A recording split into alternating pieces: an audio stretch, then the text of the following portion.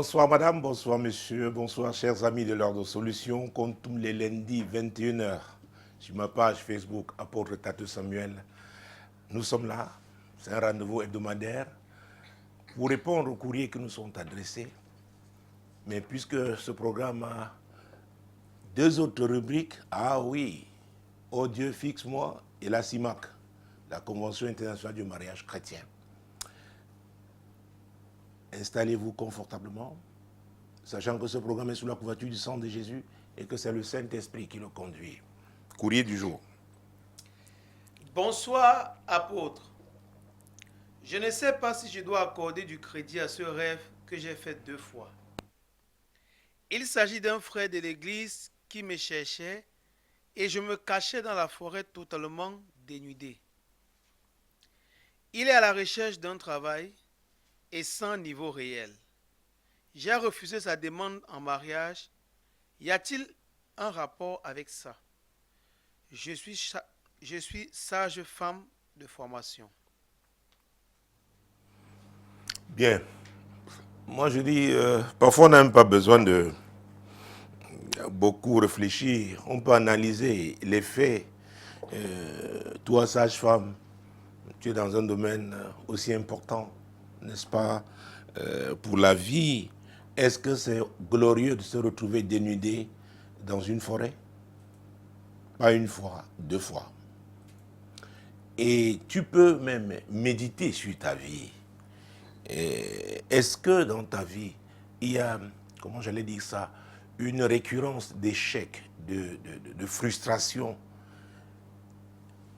Oui. Est-ce que tu es contente, heureuse du niveau où tu te trouves, de ce que tu fais dans la vie?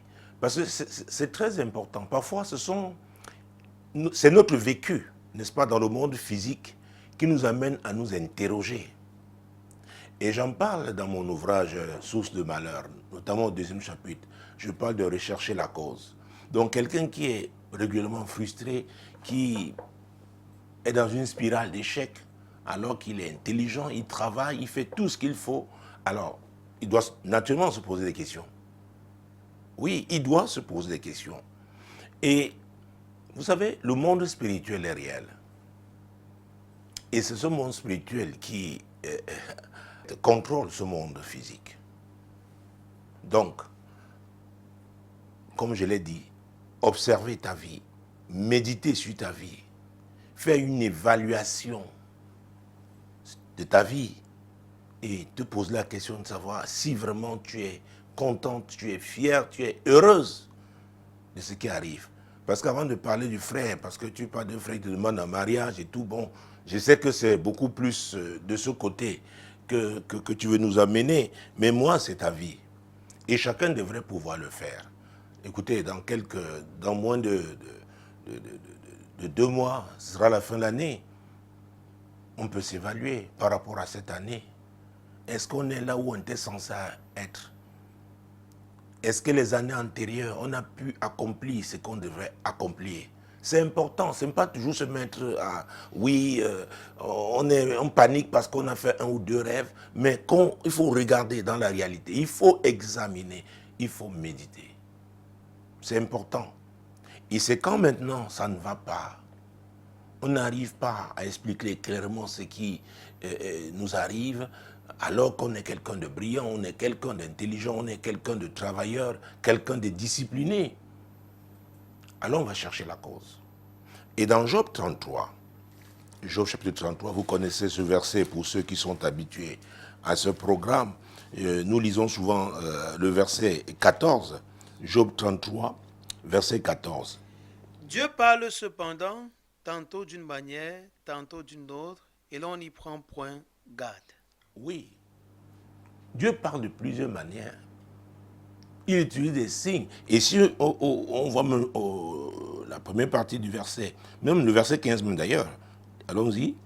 Il parle par des songes, par des visions nocturnes, quand les hommes sont livrés à un profond sommeil, quand ils sont endormis sur leur couche. Ah. Alors, voilà le côté qui le plus souvent les chrétiens disent pentecôtistes. Quand ils font un songe, ils font une vision, c'est là où ils sont alertés. Mais Dieu parle tantôt d'une manière, tantôt d'une autre. Écoutez, Dieu parle beaucoup plus. Je veux peut-être vous étonner par le monde physique. Et le plus souvent parce qu'on ne fait pas attention, il est obligé d'attirer notre attention quand nous sommes endormis. Donc il y a des choses que nous vivons quotidiennement. Vous pouvez marcher avec votre principal ennemi. Oui, sans le savoir. Dieu vous donne des signes. Vous n'arrivez pas à capter, à décoder. Finalement, Dieu vous donne un rêve, une vision. Alors, et je voulais insister vraiment sur ce point ce soir. L'homme spirituel, ce n'est pas seulement quand il est endormi. Parce qu'on croit que le rêve, c'est seulement pour les affaires des hommes spirituels, les gens qui ont prié. À vrai dire, quand vous avez un certain niveau de communion avec le Seigneur, vous pouvez, ah oui, discerner un certain nombre de choses, avoir capté des informations qui vous donnent quotidiennement. Il y a dans le prophétique ce qu'on appelle la perception et même les impressions. Écoutez, le Saint-Esprit parle aussi par les émotions. Enfin, je n'ouvre pas cette page. Ce serait un cours, tout un cours sur, n'est-ce pas, à l'école des prophètes. Donc, pour vous dire que quand Dieu est fatigué, il vous donne des signes physiques. Vous ne, vraiment, parfois vous dites non, non, c'était une coïncidence. Oh, c'était un concours de circonstances. Maintenant, quand vous êtes endormi, paf, il attire votre attention.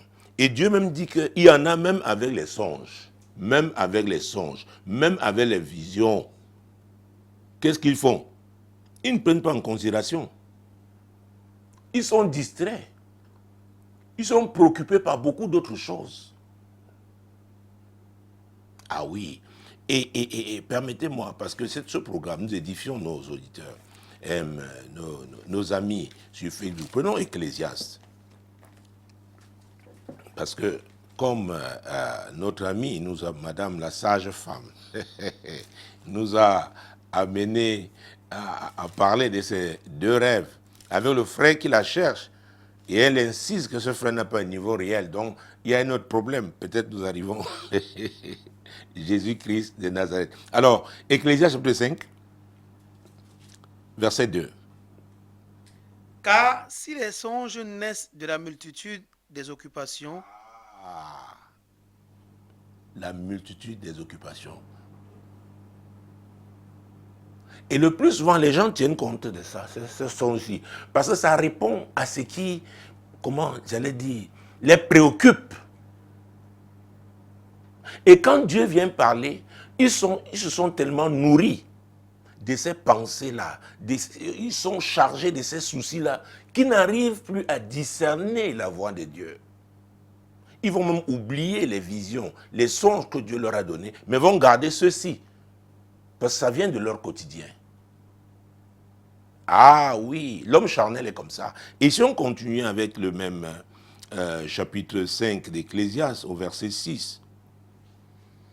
Car s'il y a des vanités dans la multitude des songes, Il y a des vanités dans la multitude des songes. Donc, avant de parler, d'entrer vraiment, et même si on n'entrait pas dans le fond de ce courrier, c'est vraiment se poser la question de savoir quelle est son hygiène spirituelle en tant que chrétien. Avec quelqu'un qui a une bonne communion, il détecte facilement.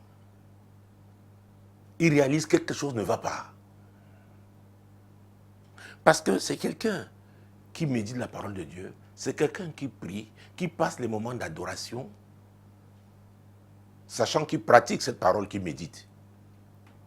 Écoutez, c'est l'Esprit de Dieu qui va remplir sa vie. Donc, ce qui n'est pas de Dieu, l'Esprit de Dieu va attirer son attention. Et il sera sensible. Vous savez, beaucoup voyagent, ils vont voir les prophètes ici et là-bas. Ce n'est pas mauvais. Mais je vous dis, il y a des choses que vous pouvez faire vous-même. Par votre relation avec Dieu. Cette relation sincère. C'est pourquoi, notre ami, cher ami, je ne suis pas entré, je n'ai pas voulu entrer dans ton rêve. Je pose la question sur ta vie. Médite sur ta vie. Fais une évaluation. Parce que la gloire ne peut pas être en une femme qui est dans une forêt dénudée. Soyons sérieux.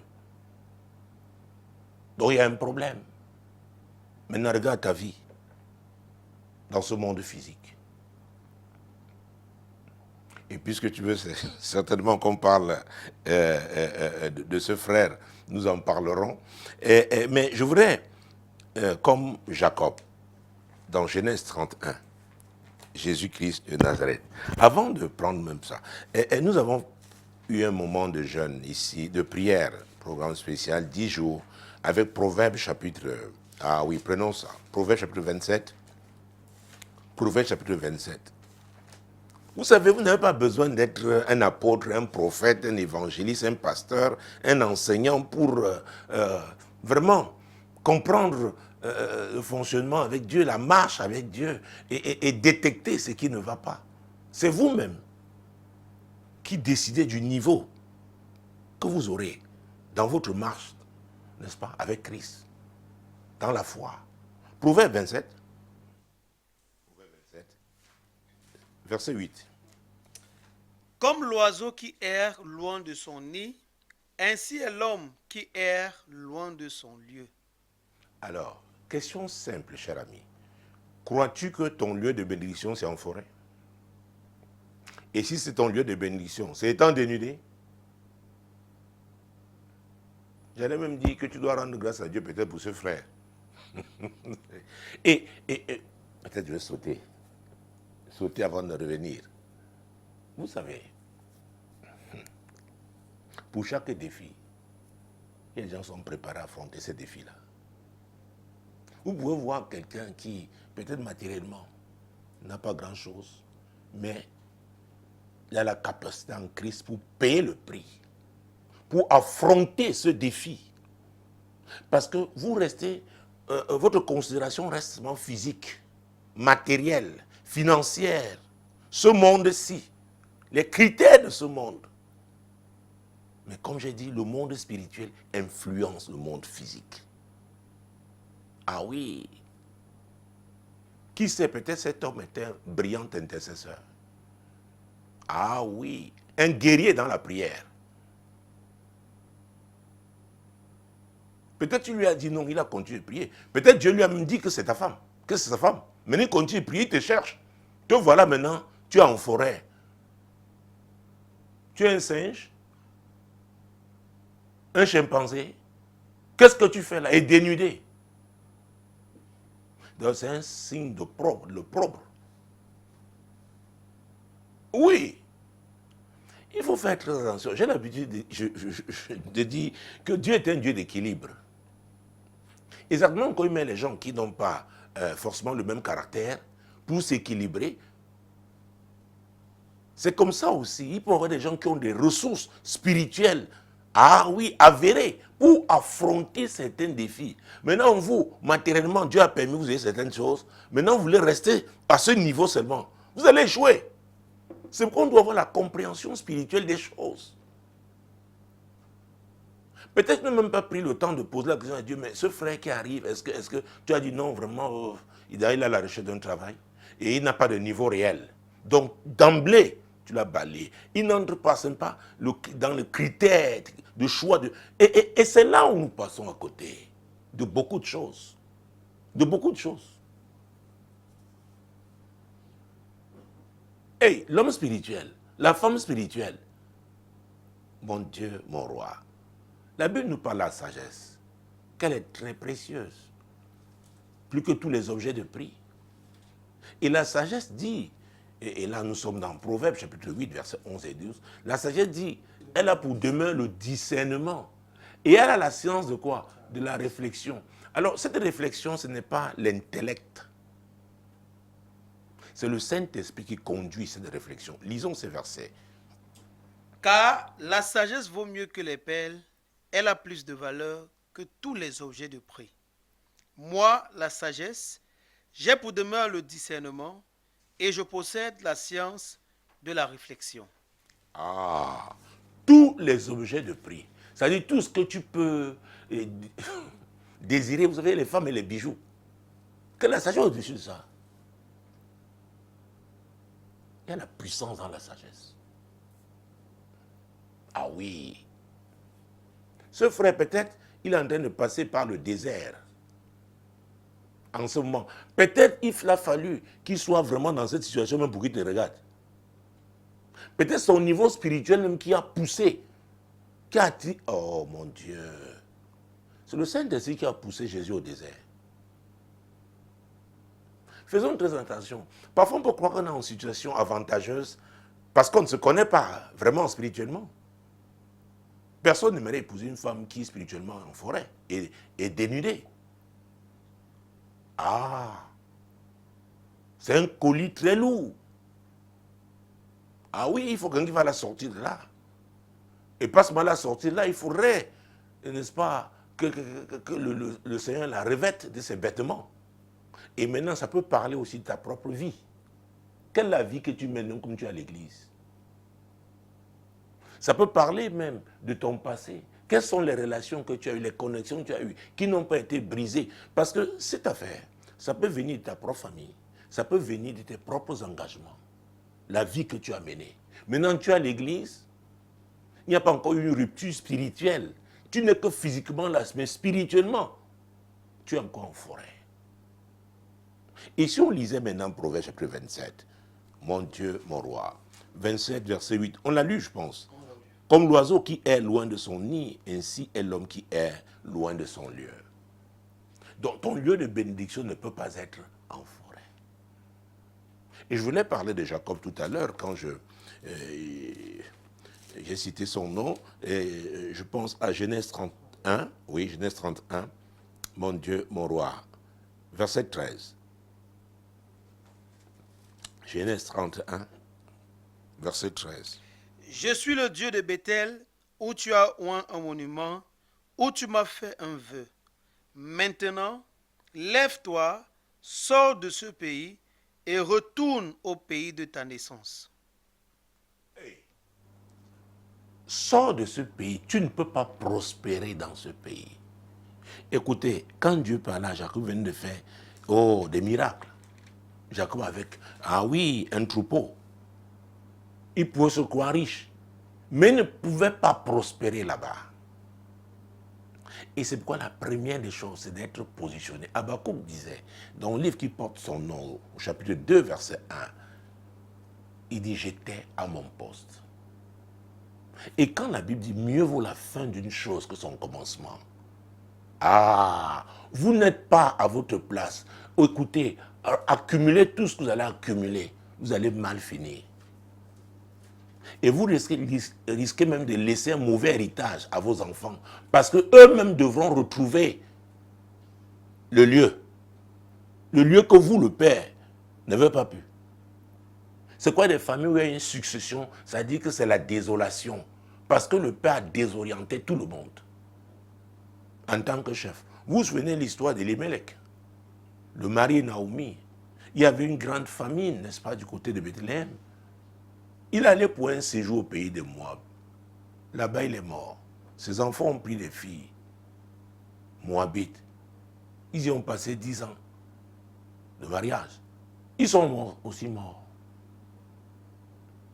Et c'est quand Naomi a appris que Dieu avait visité sa communauté, n'est-ce pas, économiquement parlant, parce que quand la Bible parle du pain, c'est la visitation économique.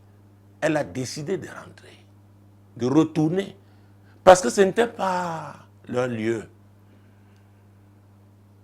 Oui, ce n'était pas leur lieu. Elle a laissé son mari et ses 2 enfants enterrés là-bas. C'est très important la notion, n'est-ce pas, de positionnement. La position qu'on a avec Dieu, la place qu'on doit occuper.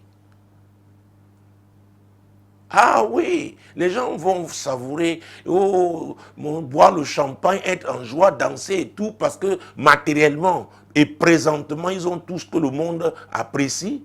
Mais la fin, ce sera quoi? Ce sera quoi? C'est pourquoi même dans les choix de vos relations, ne marchez pas avec des personnes légères qui ne suivent que ce qui attire les yeux. Même dans le choix des connexions, on pense à sa destinée. Ça, c'est très important. Il y a, mon Dieu, mon roi, des connexions prophétiques. Le jour où vous êtes ensemble, ça dit que tout rentre dans l'ordre. Même, il y aura, comme partout ailleurs, les défis, mais Dieu vous donnera toujours la victoire. Parce que c'est une connexion qui vient de Dieu. Ah oui. Votre inspiration viendra de qui? De Dieu. La direction viendra de qui? De Dieu. C'est pourquoi la notion de fondement. La Bible dit, si l'Éternel ne bâtit, ceux qui bâtissent travaillent en vain. Dieu bâtit à partir du lieu qu'il a choisi. Ce n'est pas vous. C'est pourquoi il dit à Jacob, retourne. Et Jacob va dire quelque chose, verset 38, quand il va affronter son beau-père qu'il a rattrapé, mon Dieu, mon roi. Au verset 38. Voilà 20 ans que j'ai passé chez toi, tes brebis et tes chèvres n'ont point avorté. Et je n'ai point mangé les béliers de ton troupeau. Et il va encore rappeler au verset 41. Voilà 20 ans que j'ai passé dans ta maison. Je t'ai servi 14 ans pour tes 2 filles et 6 ans pour ton troupeau. Et tu as changé 10 fois mon salaire. Vous voyez ça? Ce n'était pas lui une bénédiction. Il s'adressait à son beau-père, mais qui était un homme méchant. Donc Dieu lui a dit, retourne, quitte. Mes promesses ne peuvent pas s'accomplir dans ta vie là-bas. À vrai dire, chacun doit chercher à être positionné par rapport à l'accomplissement des desseins de Dieu. Mais il y en a, ils se positionnent seulement par rapport à leur ventre. C'est pour ça que vous avez affaire à quelqu'un, comment je dis, oh mon Dieu, attaché à la nourriture. La nourriture. Attaché à son ventre, au bien matériel. Oh, faites très attention. Faites très attention. L'apôtre Paul a dit l'amour de l'argent. Il s'adressait à Timothée. L'amour de l'argent est la source de est la racine de tous les maux. Et quelques-uns, lisons ce passage rapidement, c'est très important. À vrai dire, quelqu'un avec qui vous devez être, quelles sont ses valeurs? Ah oui! Avant de vous poser la question sur ces valeurs, quelles sont les vôtres? Si vos valeurs ne sont pas les valeurs divines, ne cherchez pas quelqu'un qui a des valeurs divines parce que c'est pour le dérouter. Donc nous, enfants du royaume, devons avoir les mêmes valeurs. Et à vrai dire, c'est pourquoi vous voyez, voilà où Dieu, il y a la notion du respect. J'ai dit aux chrétiens, ils doivent être polis, bienséants. C'est-à-dire que ce sont des choses élémentaires pour nous. Et maintenant, il y a la notion d'intégrité, de loyauté. C'est-à-dire, vous n'avez pas besoin d'être un prophète pour savoir si quelqu'un va échouer ou pas. Regardez et analyser, étudier et trouver ses valeurs. C'est 1 Timothée chapitre 6, hein, c'est verset 10. Mon Dieu, mon roi. Il dit que l'amour de l'argent, n'est-ce pas, est une racine de tous les... Oui. Car l'amour de l'argent est la racine de tous les maux. Et quelques-uns en étant possédés se sont égarés loin de la foi et se sont jetés eux-mêmes dans bien des tourments. Alors, tu vois, cher ami, Dieu nous vient de nous parler de la sagesse qui est plus précieuse que tous les objets de prix. Là, nous disons dans Proverbe 8, versets 11 et 12. Et qu'elle a pour demeure le discernement. Donc maintenant, le conseil que je te donne, Seigneur, va voir Dieu avec ce que tu as, les 2 rêves que tu as eus là, va voir Dieu. Et en le voyant, n'oubliez pas le verset 12. Moi, la sagesse possède la science de la réflexion. Et c'est une réflexion conduite par le Saint-Esprit. Tu t'assois. Parce que quand on dit aller, on vous dit, hein, je dois aller à la montagne, je dois. Non, assois-toi, prends un temps calme. Si tu veux, sois un jeune. Dis, Seigneur, regarde. Dieu va te parler clairement des choses de ta vie, de toi-même. Oui. Ah. Et il n'est pas exclu que ce frère même soit peut-être ton opportunité. Ce n'est pas exclu. Il n'a pas de niveau réel. Il a la recherche d'un emploi. Je ne vous ai pas dit d'épouser un chômeur, c'est pas ce que j'ai dit. Mais nous voulons être dans la volonté de Dieu. C'est très important, nous, enfants de Dieu. Nous sommes sur cette terre pour accomplir une mission que le Seigneur nous a donnée. Et c'est lui qui nous donne une place. Et on doit occuper cette place-là. Parce que c'est à partir de là, ah oui, que nous allons nous déployer pour l'accomplissement de ce merveilleux plan. Et Dieu tient à ce que nous accomplissions ce plan. Et dans ce jeûne, le deuxième, ce programme de prière, le deuxième passage biblique, c'était Jean chapitre 16, verset 13. Parce qu'à vrai dire, c'est le Saint-Esprit qui est le conducteur, oui. Quand le consolateur sera venu, l'Esprit de vérité, il vous conduira dans toute la vérité, car il ne parlera pas de lui-même, mais il dira tout ce qu'il aura entendu et il vous annoncera les choses à venir. Il vous conduira dans toute la vérité. Et Jésus a dit qu'il n'y a rien de caché qui ne doit être découvert. Rien de caché. Vous voyez? Et le Saint-Esprit est l'Esprit donc de vérité. C'est lui qui révèle les choses cachées. Je pense que le Saint-Esprit t'a parlé. Voilà ton vrai état. Tu es une prisonnière. Et ton genre de prison même, c'est dans le déshonneur, le propre. Maintenant, pourquoi tu te retrouves là? Dieu va te dire. Ah oui. Et demande à Dieu même de parler de ce frère. Qui est-il?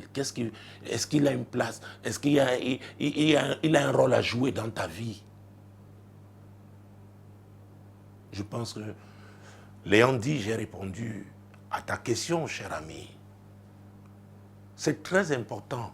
Ne soyons pas légers. Ne vivons pas seulement au niveau des apparences. Ne vivons pas seulement au niveau des apparences. C'est plus profond que ce que nous pensons. Ah oui, je sais qu'une sage-femme, bon, tu as une place dans la société, il te faut aussi un homme d'un certain niveau, ok. Mais si tu as un homme qui ne peut pas affronter, avec qui tu ne peux pas affronter tes défis, c'est terrible. C'est pourquoi vous voyez certains mariages, ça ne dure pas. Hey, les gens se rencontrent après et disent, hey, c'était comme ça, je ne savais pas. La belle femme, si elle était comme ça, le bel homme, s'il y avait tout ce qui... Hey, il y a la dimension spirituelle. Et elle compte. Elle compte, cher ami. C'est très important. Donc, prends ça au sérieux, va devant Dieu, en espérant déjà que tu as une bonne communion avec Dieu. Si tu ne l'as pas, vraiment rétablis cette communion avec Dieu. Et je peux citer, sorti par là, avec le psaume 139, verset 16. C'est David qui disait, « Quand je n'étais qu'une masse informe, tes yeux me voyaient. Sur ton livre était écrit tous les jours de ma vie, avant qu'aucun d'eux n'existât. » Quand Jésus a enseigné à ses disciples comment prier, il a dit, « Notre Père qui est aux cieux, que ton nom soit sanctifié, que ton règne vienne, et que ta volonté. » Alors tu dois reconnaître que tu as été créé pour accomplir la volonté de Dieu. Est-ce que tu es prête à l'accepter? Alors là tu dis, Seigneur, je me soumets à ta volonté. Aide-moi. Je dois te dire, cher ami, Dieu tient à ce que tu sois libre, libéré pour accomplir ses desseins. C'est lui qui a fait choisir ce plan pour toi. Et il a intérêt à ce que ça marche. Parce que parfois c'est comme si on suppliait. Non, Dieu c'est son plan. C'est son plan. Donc nous devons tout simplement adhérer et le laisser faire. Et le laisser faire, c'est quoi? C'est laisser conduire par le Saint-Esprit. Et quand on se laisse conduire par le Saint-Esprit ne peut pas contredire la parole de Dieu. Donc cette parole qu'on médite, on la met en pratique. Donc on est en alignement. On est sur les rails de Dieu. Alors Dieu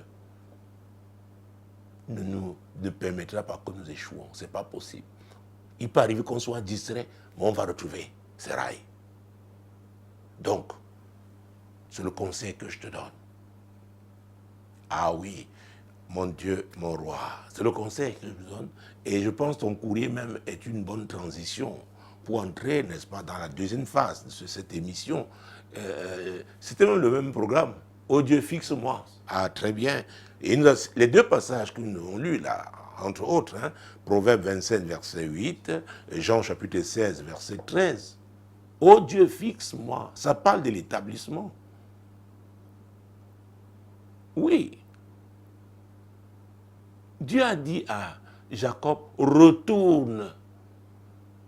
Même si tu as l'or, tu as l'argent, tu ne peux pas prospérer. C'est-à-dire qu'à la fin, ce sera quoi? La cendre. Oh Dieu, fixe-moi. J'ai l'habitude de dire aux chrétiens, même appartenir à une église, c'est Dieu qui te dit où tu dois aller. Oh. Je vous assure, il y a des gens qui, à vrai dire, tournent en rond dans le corps de Christ. Ils sont chrétiens. Et s'il arrivait même qu'ils meurent, ils iraient au ciel. Mais parce qu'ils n'ont pas été là où Dieu les attend, ils ne peuvent pas accomplir les desseins de l'Éternel. C'est comme dans les affaires. Vous pouvez être vendeuse de poissons. Oui, mais si Dieu veut que vous soyez vendeuse de tomates, il va vous bénir en vendant les tomates. Il y a des gens que vous rencontrez peut-être, que vous évangéliserez même, que vous amenerez à Christ en vendant les tomates. Il sait pourquoi il vous a positionné là. C'est très, très important. Je parle de la notion de couloir. Quel est votre couloir? C'est pourquoi j'insiste aussi sur l'hypersensibilité au Saint-Esprit et la promptitude à lui obéir. Parce que la Bible nous dit qu'ils sont de tout, même les profondeurs de Dieu. Ah oui, c'est dans 1 Corinthiens chapitre 2. Ah oui, ils sont de tout, même les profondeurs de Dieu. Donc il sait ce que Dieu a prévu. C'est lui, il est l'esprit de la création. Je ne vais pas dire qu'il a été créé par l'esprit, par le souffle de Dieu. Donc, qui d'autre peut mieux connaître les affaires de Dieu que lui, le Saint-Esprit? Oui. Donc, c'est très important. Nous sommes appelés à vivre une vie de communion intime avec l'Esprit de Dieu. La religion nous a éloignés de ça et ça nous a causé, n'est-ce pas, beaucoup de problèmes. Alors, c'est le verset 10. Hein? Dieu nous les a révélés. Ou alors, prenons un petit verset 9.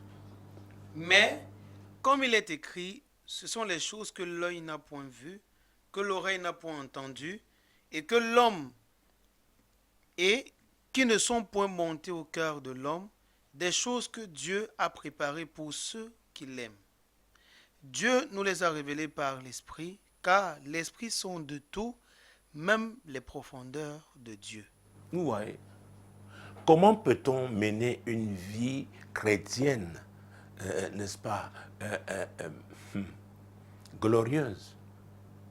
Une vie chrétienne réussie sans le Saint-Esprit. Ce n'est pas possible.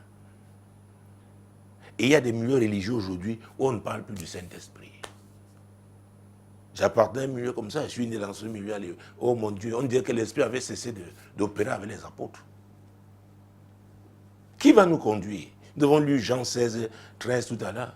C'est lui qui nous conduit dans toute la vie. Celui qui nous annonce des choses à venir. Il nous avertit, comme l'on vit avec Job. Vous voyez? Parce que les rêves que Dieu donne, l'Esprit de Dieu en action. L'Esprit de Dieu en action. Donc, ô Dieu, fixe-moi. Peut-être vous allez la croiser des chemins aujourd'hui. Il y en a qui ont de sérieuses difficultés parce que c'était mal orienté pendant qu'ils étaient, n'est-ce pas, à l'école.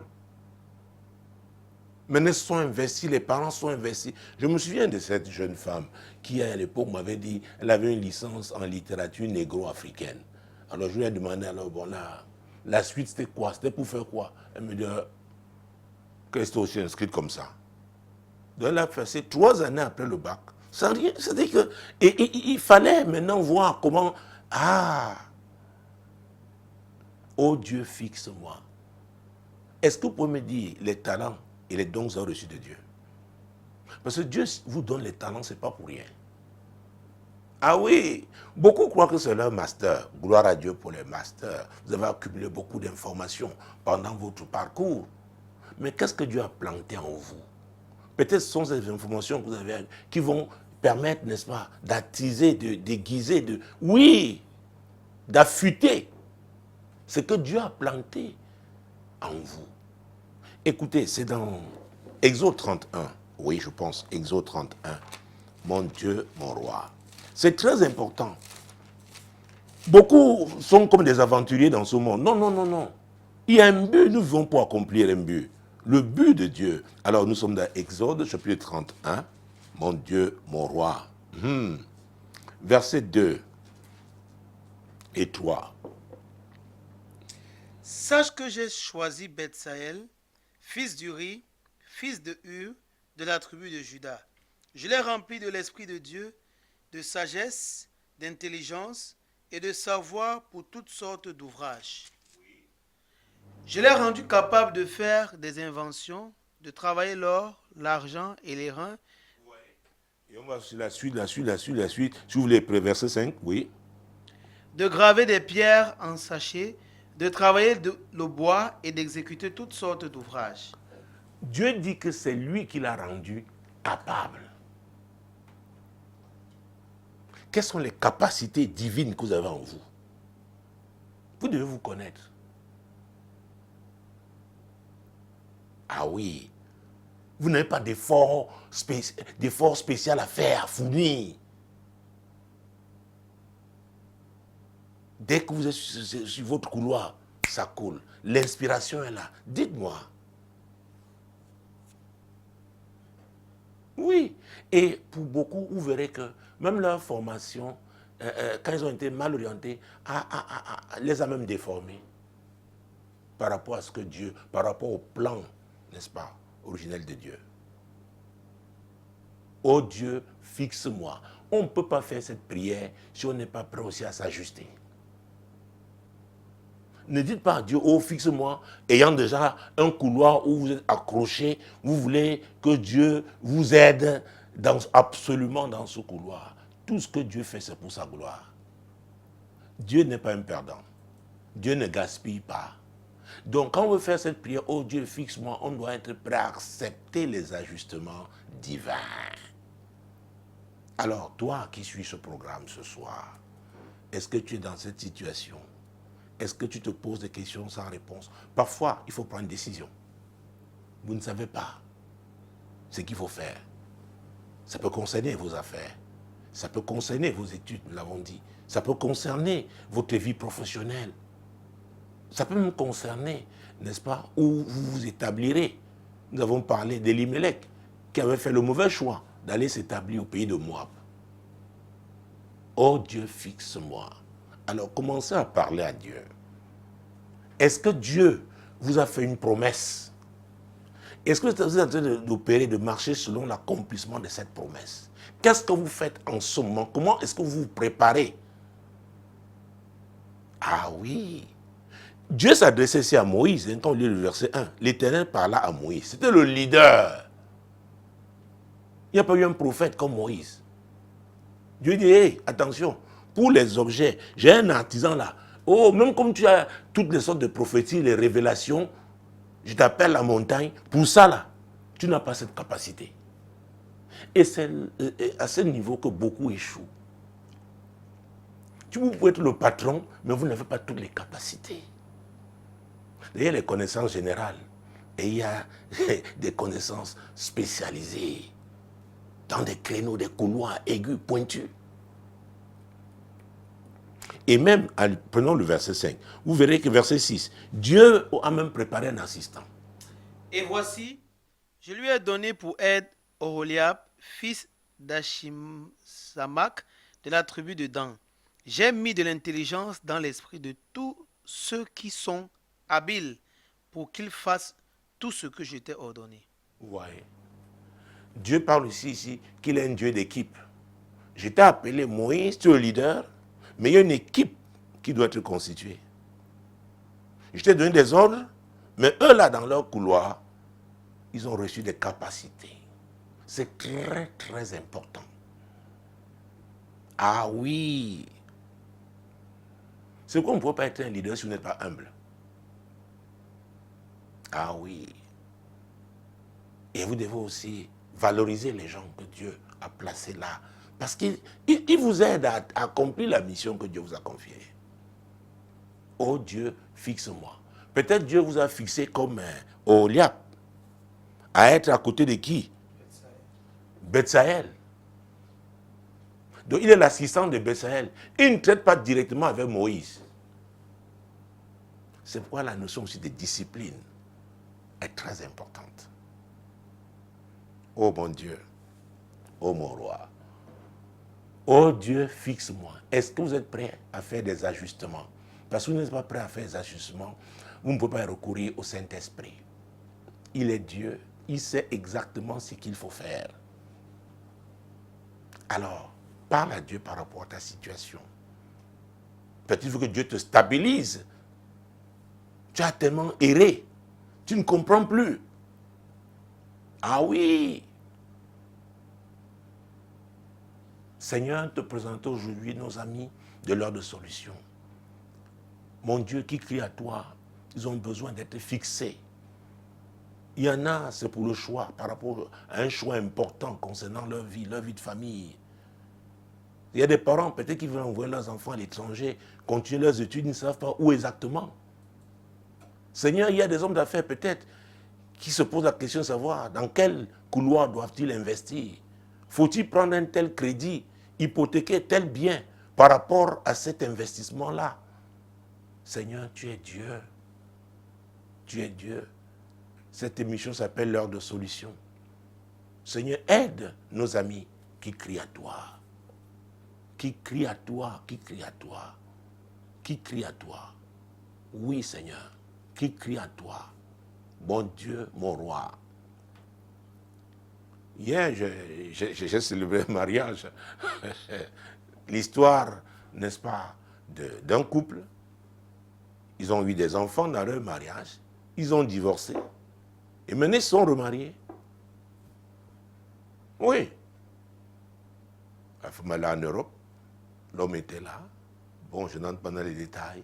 Elle est établie là-bas. Mais finalement, Dieu a dit, hé, voilà ton type, ton homme. Oh Dieu, fixe-moi. Beaucoup ne marchent qu'avec leur sens physique. On voit quelque chose de beau, très très beau aux yeux. Ah, Dieu te dit, fais attention. Fais attention. Fais attention. Seigneur, nous prions. Oh Dieu Tout-Puissant, nous prions, Seigneur, pour nos amis de l'heure de solution. S'il y en a, ils ont atteint un niveau, ils sont à un âge où ils ne doivent plus faire certaines erreurs. Parce que ça peut être catastrophique, irrémédiable. Seigneur, ce moment est un moment d'intercession, oh Dieu. Nous crions à toi pour quiconque. Oh Dieu, crie à toi en ce moment. Il va être fixé, il va être stabilisé, il va être orienté. Seigneur, il veut m'être affermi. Seigneur, ce n'est pas évident. Avec les défis de l'heure. Oui, la conjoncture n'est pas favorable. Les temps sont durs. Seigneur, il y en a qui se demandent, est-ce que je dois continuer, n'est-ce pas, dans cette entreprise, avec cette atmosphère qui prévaut là-bas? Est-ce que je dois continuer? Parce que tu avais fixé Daniel, n'est-ce pas, dans ce royaume de Perse, ô Dieu Tout-Puissant, tu lui as donné la capacité de pouvoir résister au milieu de ces magiciens. Oui, de ces Chaldéens. Parce que tu l'avais fixé là-bas.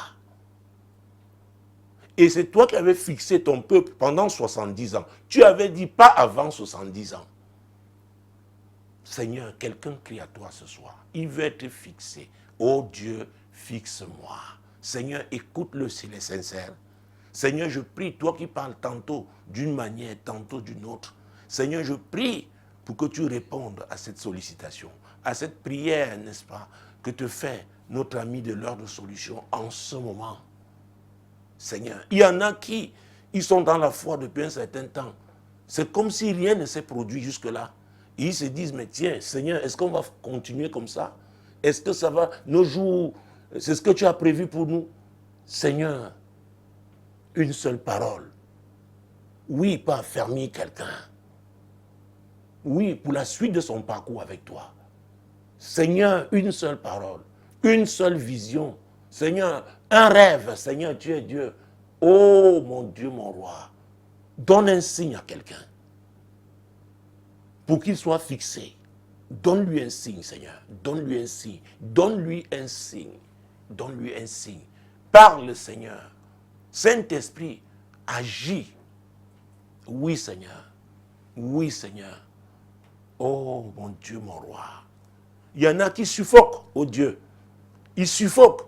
Ils ont besoin, Seigneur, une bouffée d'oxygène. Seigneur, tu es Dieu, donne-lui un signe pour le rassurer.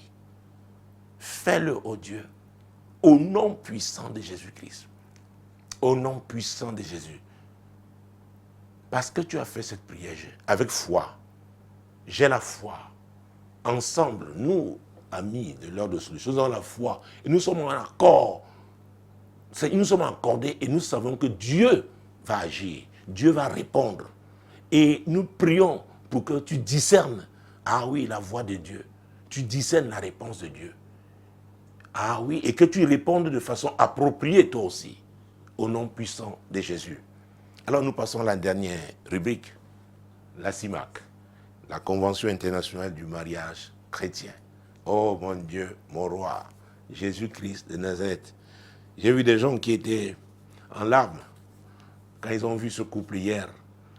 Ah oui, des gens qui ont été mariés, qui ont eu des enfants, ils ont divorcé et maintenant se sont remariés. Oui, madame, oui, monsieur. Alors, je veux le dire ici. Il y a un des ouvriers des médias solutions qui a tout fait et il m'a posé une question hier. Il dit, mais papa, pourquoi il n'y a pas eu de bisous, hein? Est-ce que c'est une doctrine? Je lui ai dit, moi-même, je n'y ai pas pensé.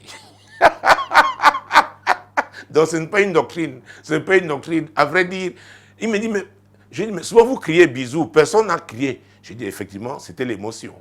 Donc, peut-être c'est aussi... Écoutez, le plus important, c'est ce qui s'est passé. Et j'ai aimé tellement la couleur de la mariée. Oh, cette couleur orange, mon Dieu, mon roi. Ah oui, pour la première fois, mon Dieu, mon roi a célébré un mariage avec une femme qui a une robe simple mais jolie, indiquée pour la circonstance. En tout cas, nous étions heureux. Heureux parce que, vous savez, nous avons reçu un ministère de réconciliation. La Bible dit que dans Jean chapitre 10, verset 10, à sa partie A, que le voleur ne vient que pour voler, égorger et détruire. Le voleur là, l'égorgeur là, le destructeur là, c'est le diable. Ah oui, et quand Dieu lui fait honte, nous sommes dans la joie. Ah oui, nous sommes dans la joie. Et pour moi, c'est un privilège parce que ce n'est pas la première fois. Ah oui, de célébrer le mariage. Mais la première fois, il y avait eu des bisous. Vous voyez que bon, l'atmosphère hier était particulière en tout cas. Bon, c'est fait. De toutes les façons, ils sont bien ensemble. Donc, les voyeurs qui en veulent toujours assister à ce moment-là, je peux vous garantir que ça va. Ça va. Alors, cette rubrique a 3 catégories. Vous voyez que là, j'ai introduit avec la catégorie de rattrapage, parce que c'est une forme de rattrapage.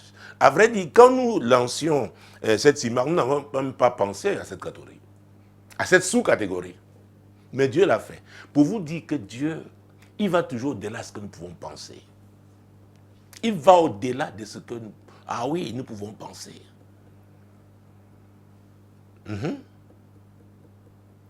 Il est Dieu. Il est Dieu.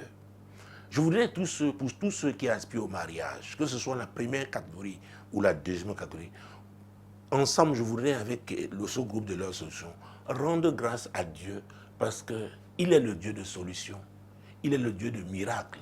Il fait ce que l'homme... La Bible nous dit, car rien n'est impossible à Dieu. Nous l'avons vu. Les gens peuvent se séparer, partir, mais Dieu dit, je vous remets ensemble. Donc rendons grâce à ce Dieu-là, le Dieu de miracle au nom de Jésus. Seigneur, nous te rendons grâce, particulièrement dans le domaine du mariage, parce que nous sommes arrivés à cette rubrique, la dernière, pour ce programme, n'est-ce pas? Seigneur, nous te disons merci, parce que tu vas au-delà de ce que nous te demandons. Tu es le Dieu de miracle, le Dieu qui est attaché à la famille. Seigneur, les enfants de ces époux, époux-là ont été contents de voir leurs parents se remettre ensemble. Oui, dans le cadre du mariage. Oh mon Dieu, mon roi, Seigneur, tu es Dieu. Tu es Dieu.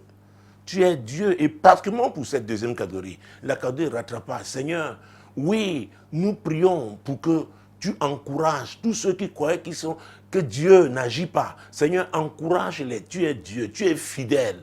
Oui, tu es fidèle. Tu es fidèle. On peut avoir s'être marié dans le passé, avoir commis des gaffes, avoir échoué, mais tu es le Dieu qui sait comment réparer les choses. Tu sais comment susciter un nouveau départ. Parce que c'est de cela qu'il s'agit. Ceux de la deuxième catégorie notamment. Seigneur, tu es le Dieu du nouveau départ.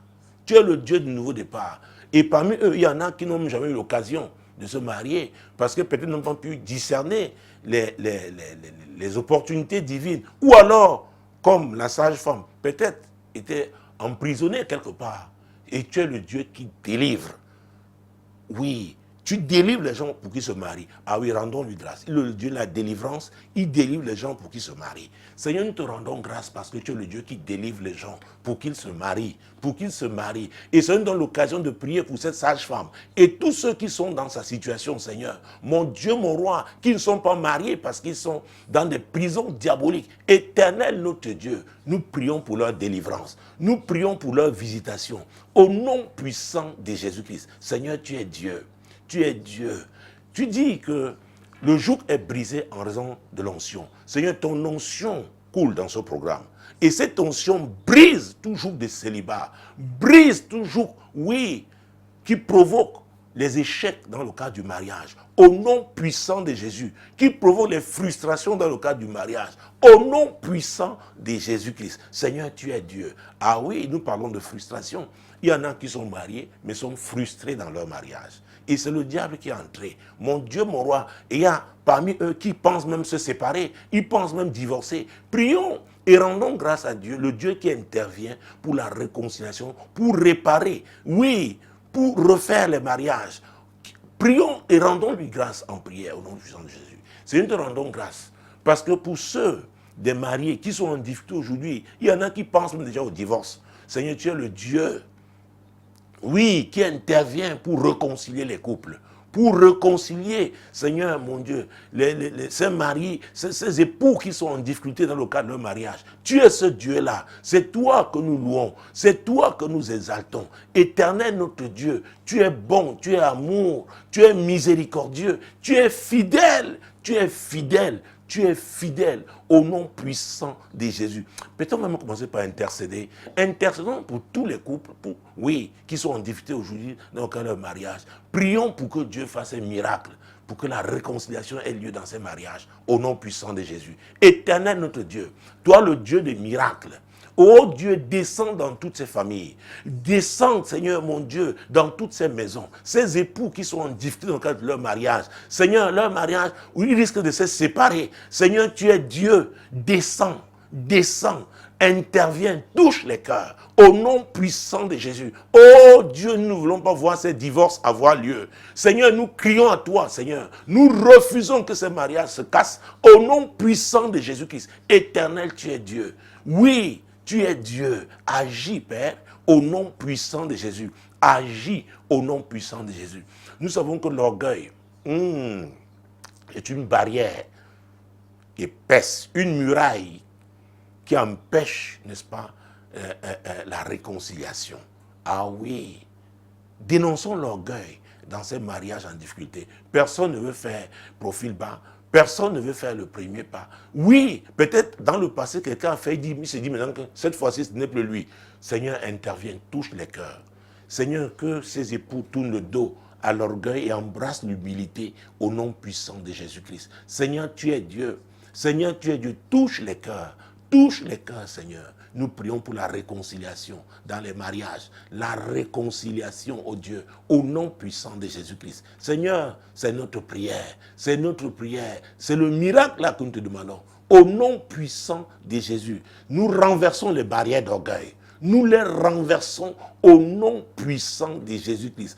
Les barrières d'incompréhension, nous les renversons au nom puissant de Jésus. Ah, chassons les agents de trouble qui ont infiltré.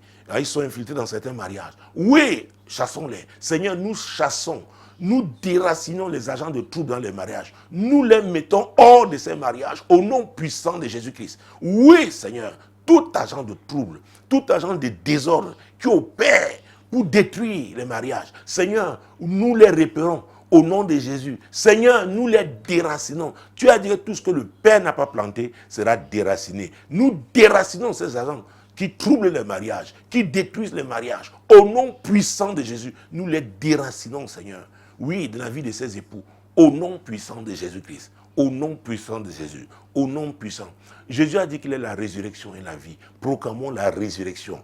Oh, proclamons que la puissance de résurrection intervient dans ces mariages au nom puissant de Jésus. Jésus, tu nous as dit dans ta parole que tu es la résurrection et la vie. Seigneur, oui, ta présence dans ces couples, oui, en difficulté. Seigneur, nous prions pour la résurrection. La résurrection. La résurrection. Au nom puissant de Jésus. Toi, esprit de divorce, nous te lions et nous te jetons hors de ces mariages. Au nom puissant de Jésus-Christ. Va-t'en et ne reviens plus. Au nom puissant de Jésus-Christ. Au nom puissant de Jésus. Proclamons la réconciliation dans ces mariages. Au nom puissant, proclamons la paix dans ces mariages. Au nom puissant de Dieu. Proclamons la sagesse divine dans la vie de ces époux-là. Au nom de Jésus. Seigneur, nous proclamons la réconciliation. La réconciliation dans ces mariages, Seigneur. Oui, la réconciliation. La paix, Seigneur. La paix, Seigneur. La sagesse divine, oh Dieu. Au nom puissant de Jésus-Christ. Au nom puissant de Jésus-Christ. Au nom puissant de Jésus. Sautons, allons vers les jeunes qui sont en âge de se marier. Ah oui, j'ai beaucoup de jeunes gens qui sont mariés autour de moi, donc je peux en parler. Alors, je veux que vous fassiez la même expérience. Prions pour ces jeunes qui aspirent au mariage. Ils doivent se laisser préparer par Dieu. Parce qu'il s'agit du mariage chrétien. C'est-à-dire quoi? Il faut pratiquer la parole de Dieu. Intercédons, parce qu'ils sont à la recherche, oui, de l'âme sœur, de la personne qui vraiment est appelée à être soit l'époux ou l'épouse. Prions pour le discernement au nom de Jésus. Seigneur, tu es Dieu. Nous avons lu en répondant au premier courrier, nous avons lu Proverbes 8, 11 et 12. Oui, la sagesse dit qu'elle a pour demain le discernement. Nous prions pour le discernement. Seigneur, ces jeunes gens qui veulent se marier, Seigneur, nous prions pour le discernement, qui ne se laissent pas influencer seulement par les apparences, non, qui discernent la personne que tu as choisie, l'homme que tu as envoyé, la femme, oui, que tu as prévu. Seigneur, nous prions pour le discernement, oh Dieu, au nom puissant de Jésus, au nom puissant de Jésus. Ah, et quand ils se rencontrent, il y a une période qui commence, qui est celle, quand ils sont d'accord des fiançailles. Et il est important que la crainte de Dieu, pendant cette période, ah oui, ne soit pas mise de côté. Prions pour la crainte de Dieu. Seigneur, ces jeunes gens qui aspirent au mariage, il y en a même qui sont déjà fiancés, il y en a qui le seront bientôt. Nous prions pour la crainte de ton nom. C'est la crainte de Dieu dans leur vie, qui te laisse faire, pour qu'ils ne souillent pas ton projet au nom puissant de Jésus. Nous prions pour ta sagesse. Nous prions pour ta sagesse dans leur vie. Parce qu'ils te craignent, oui, la crainte de l'Éternel est le commencement de la sagesse au nom puissant de Jésus. La crainte de l'Éternel enseigne la sagesse. Ah, revenons alors pour... Nous allons commencer par eux, le rattrapage. C'est le groupe le plus lourd. Ah oui, je vous dis, même spirituellement, c'est pas facile de... Oh Dieu. Demandons à Dieu. Ah, mon Dieu, mon roi. Et nous refusons que quelqu'un qui aspire au rattrapage il doit trouver son lieu. Il doit trouver la personne au nom puissant de Dieu. Toi, esprit d'errance, nous te lions au nom de Jésus. Errance sentimentale. Au plan sentimental, nous te lions au nom puissant de Jésus. Seigneur, nous prions, oh Dieu, afin que tous ceux-là qui erraient, mais qui appartiennent à une catégorie, Seigneur, qui trouvent leur lieu, qu'ils soient au lieu indiqué, parce que c'est là-bas que tu as prévu, oui, cette rencontre prophétique, au nom puissant de Jésus. Seigneur, c'est notre prière. Saint-Esprit, conduis ce deuxième groupe. Conduis-le, qu'il soit sensible à ta voix. Oui, pour être au lieu indiqué et identifier cette personne au nom puissant de Jésus-Christ. Seigneur, fais-le. Fais-le, fais-le. Proclamons ce soir que les rencontres prophétiques auront lieu dans le cadre de cette deuxième catégorie, au nom puissant de Jésus. Seigneur, tous ceux-là qui aspirent au rattrapage, nous déclarons ce soir que les rencontres prophétiques auront lieu. Au nom puissant de Jésus-Christ. Oui, Seigneur, les rencontres prophétiques auront lieu au nom puissant de Jésus. Puisque nous croyons au Dieu des miracles, nous l'invoquons encore dans les couples chrétiens qui croient en Dieu pour un bébé, pour un enfant. Oh Dieu, nous prions pour les bébés miracles.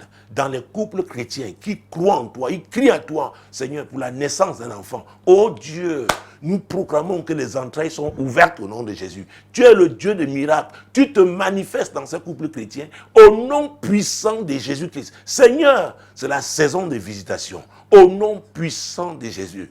Merci Père. Merci au Dieu. Mesdames, Messieurs, nous sommes arrivés à la fin de notre programme pour ce soir. Le prochain rendez-vous, c'est lundi prochain, lorsqu'il sera 21h. Mais déjà, pour les auteurs de la 100.5 FM Radio Solution et les téléspectateurs Solution TV, ils seront servis, n'est-ce pas, mercredi lorsqu'il sera 21h. Demeurez bénis. Au revoir.